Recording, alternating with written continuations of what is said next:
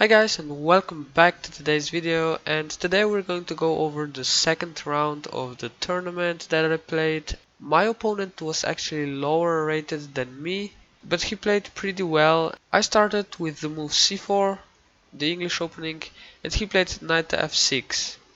I played g3 and he played e6. Now my opening preparation is to play bishop to g2, and I expected him to play d5. And then I play the line with knight f3 and I sacrifice a pawn. And then I have ideas of just playing a4 and knight a3 and trying to get that pawn back. And it's always hard for him to play a move such as b5 because he also weakens this diagonal, and this is just a good line for me. So this would be nice, but he didn't play d5. He played c5. Me and my coach haven't looked at this variation yet, but I tried to play logically, and I just developed a piece to f3, and he did the same. He played knight to c6, and I developed my other knight. Now we can see bishop to e7, and we both castled. Now I had to come up with a plan. Usually when my opponent plays the symmetrical variation, I go with a3, rook to b1 and b4, but here he played e6 and his idea is most probably to play d5, and I'm not sure about this plan. And also this bishop here, as you can see, is protecting this square on b4, so it's going to be hard to advance this pawn to b4, so I didn't decide for this plan, but I instead decided to go with e3 and d4, strike at the center. My next move doesn't make any sense and is just weird in this position because I just told you that I want to play e3 and d4, and now I played a3. I actually don't know the point, so that's really bad, but okay. He played queen to c7 and I played e3, preparing to advance d4, right? And now he played b6, probably trying to fianchetto his bishop, but at the end he didn't do it, but that's alright. I just played d4. I think there's nothing better to do in this position than, what are you going to do? It's the best to strike at the center to get some play, and I did this. Now I would expect from him something like d5, or just not moving the pawns, playing something like bishop here. But he didn't do this, he played d6. And now I was thinking for a while, and I actually didn't know if it was good to advance this pawn to d5 or not.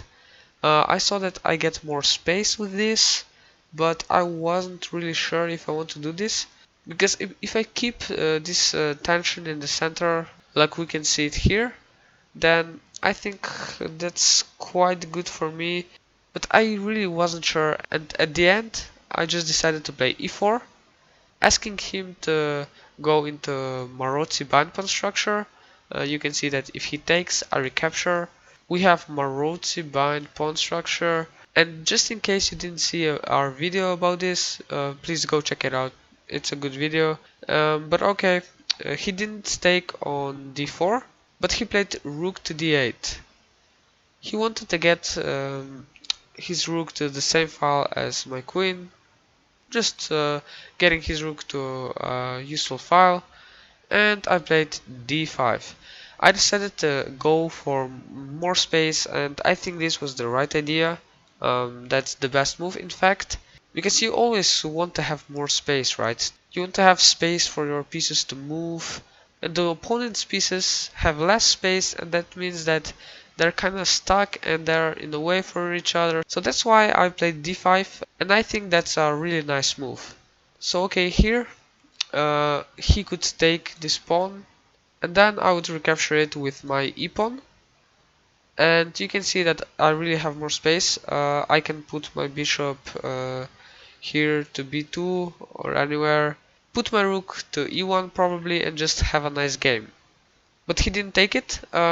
He played his knight to a5, and this looked like an annoying move to me, but it's actually not that annoying because this knight here, you can see that it's pretty bad, right? It's not doing anything, it's just attacking this pawn, and after b3, just protecting the pawn, this knight is really bad here, as you can see.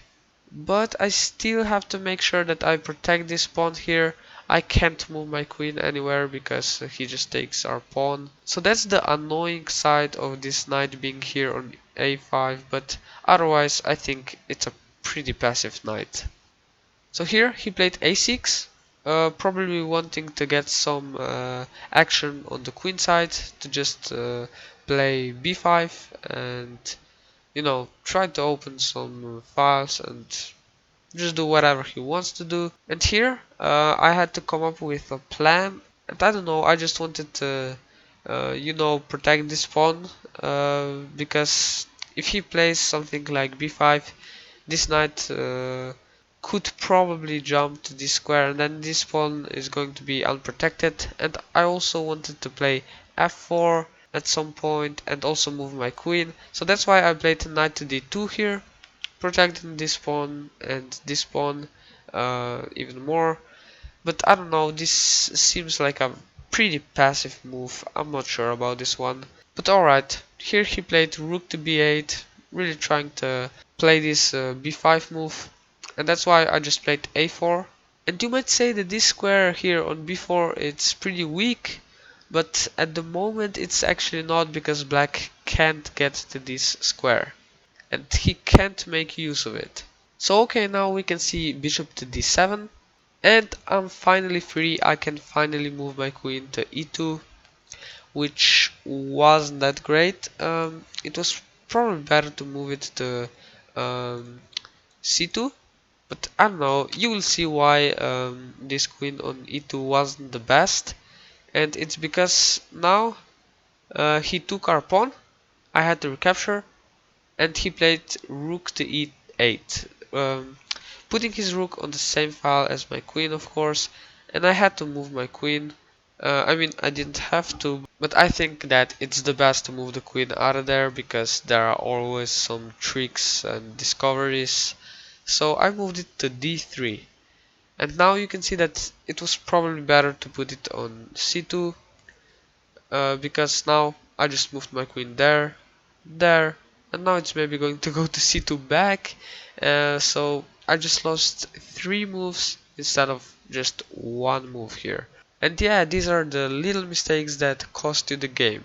And now me and my opponent also saw this maneuver of the knight to g4 and to e5.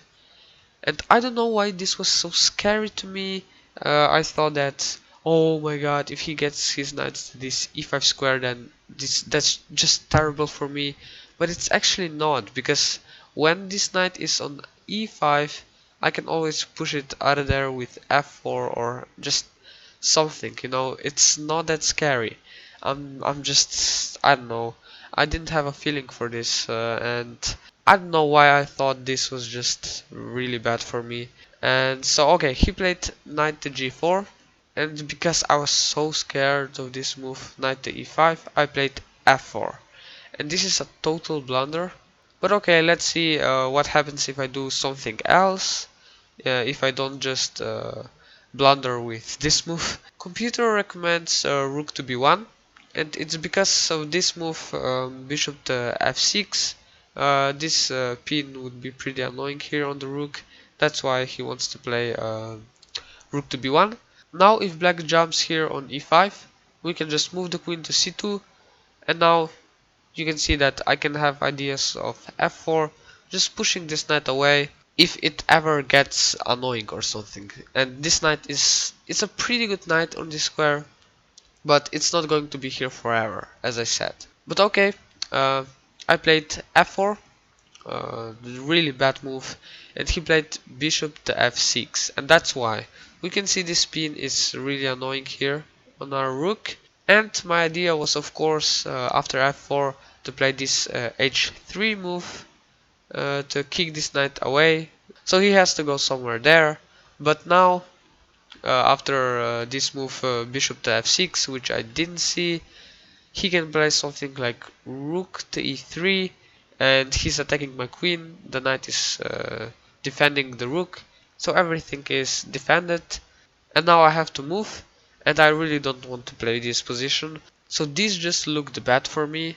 Um he destroyed my plans, and next time I should calculate more and be more careful. But okay, here I played bishop to e4, another bad move. Because I didn't see, of course I was blind again, I didn't see this move bishop to d4, check, and when I move, you can see this threat of knight coming here to f2, giving check, fork, and that's why I would have to take it with a rook. But he didn't do this right now, which was, I think, correct, because if he does this, then I just take the knight and then take here on h7, and it's still a fight, you know. My knights are going to be pretty good here, are going to jump, you know, somewhere, and it's still a fight. So he didn't do this, and he found a really good move, which is f5. That's the best move in the position, I think, because when I take the pawn, he recaptures, I take it back. Now he takes our knight, and he's also attacking our rook, so this is just bad for me. Here I just knew that I was losing, but I kept on playing because, you know, I'm not resigning like this. And here I played rook to b1. I don't want to lose a rook, but this doesn't save anything because we can see knight to e3 again, a fork, and that's just terrible. In this game, my pieces really wanted to get forked. I mean, it really looked like that. And here I just had to move to d3. I didn't have any other moves. He took my rook, I took it with a knight. I don't want to really exchange a lot here, so that's why I took it with a knight. And now I'm attacking his bishop. And what would you play in this position as black? Well, moving the bishop, it's pretty obvious, right? But even better move here is queen to e7, and he played it. I'm pretty surprised that he saw that. I didn't see it because I just knew I was losing, and I wasn't thinking that much about these options here. So the point basically is, if I take the bishop, he plays queen to e4 check, and we can see again double attack here. My pieces really want to be loose. Oh my god, this game is just ridiculous. And I actually took the bishop, which is a bad move, but it doesn't really matter because it's just losing. As you can see, I'm a rook down. I'm not I'm not a knight down or anything. I'm a rook down. That's just terrible. So I just took it, and he took our rook. And my last chance here was basically to play bishop to b2 and just try to give checkmate, but I knew that he's going to defend properly because he plays pretty well. Okay, so here if he played something like queen to g6, I was thinking about moves like f5, just trying to push that queen away from the defense of this g7 square so I can give checkmate. And if he played this move, then I basically wanted to retreat with the queen and attack this queen. And I don't know, I just wanted to try something, but he didn't play this. He played the best move, I think, which is rook to e7, just defending the square. And now I played f5. I don't know what to do here. He just took it. I played knight to e3. Last trick, if he takes, of course this is checkmate, but of course he didn't take it. He played queen to e. Now I had to move the knight because he's attacking it twice. And I played knight to g2, and okay, now this is really not important anymore, this is just over. He exchanged the queens, and that's just game over. He's a rook and an exchange up, and that's just funny. I played some more moves, and here I resigned. Okay, so you can see for the whole game, this knight on a5 was really bad. You can see it wasn't doing anything. If you just look at this knight here, when I'm going through moves back, you can see this knight here on a5. He's here for the whole game and it's not doing anything. It's just looking at this b3 pawn, and it's hardly going to get into the game. Yeah, I mean, if he plays something like knight to b7, and it's still very passive. And that's why this move knight a5 was pretty suspicious to me. And here I thought I had problems in the position, but I was actually just fine. I just shouldn't be so afraid of this knight to g4, knight to e5. I should be fine with this. I wanted to prevent him from going to e5, but I should have let him go there, and then I should play f4 and kick it away. So this was my crucial mistake in the game, I think. And the next time I hope I'll play this better. Alright guys, so I hope you enjoyed today's video. If you liked it, please share it, it would mean a lot to me. And I'll see you guys in the next video.